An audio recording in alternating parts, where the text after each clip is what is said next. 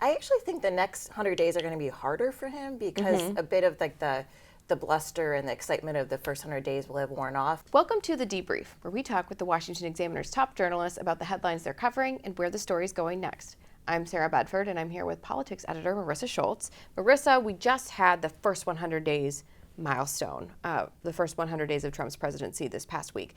How has the White House been using this milestone as a sort of messaging tool? Well, I think definitely the shock and awe delivered of the first 100 days, and this past week they have been trying to triumph all their achievements from that whirlwind start. So every day they've done sort of different activities, but I would say on a whole, on every aspect of American life has not gone untouched by these first 100 days. On the education front, they've stripped funding for colleges. On the tariff front, he's upended everything in the global trade norms.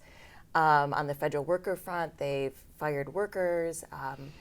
Elon Musk has done the Doge cuts and whatnot. So it's definitely been a lot, and they're really touting it. But on the flip side, there's been a lot of controversy for everything that he's done in the executive branch. So Democrats have been fired up about it too. Trump has, as you mentioned, fired off all of these executive orders, remade a lot of the federal government, or at least attempted to. The courts are trying to stop him. Is it possible that, given the slow pace of Congress, given that the House is likely to change hands next year, and given that he's already, emptied the chamber of these executive actions, is it possible that we've already reached peak Trump? Like that's over, and the next 1,200 days might not be as great for him? Yeah, I actually think the next 100 days are going to be harder for him because a bit of the bluster and the excitement of the first 100 days will have worn off, and now the hard work really begins. Of note, there was only 5 pieces of legislation passed in the first 100 days because it's all been executive branch all the time.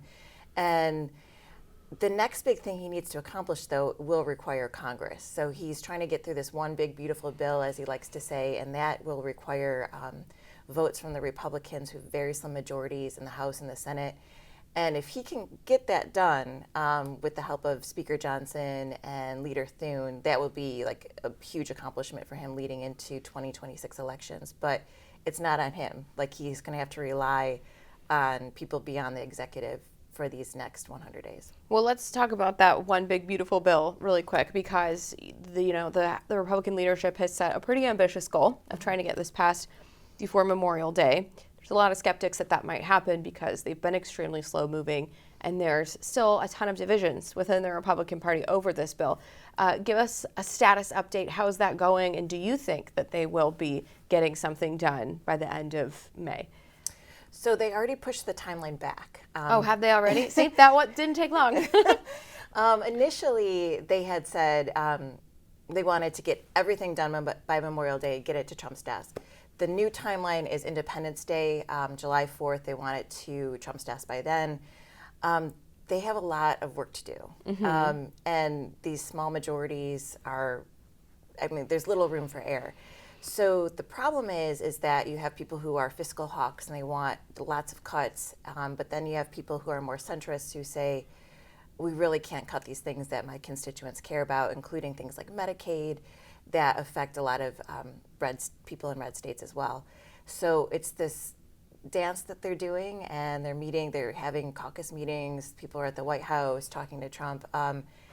They feel confident that they have to deliver, and I feel that there'll be tons of pressure on people to deliver, but it's never quite as easy as it seems.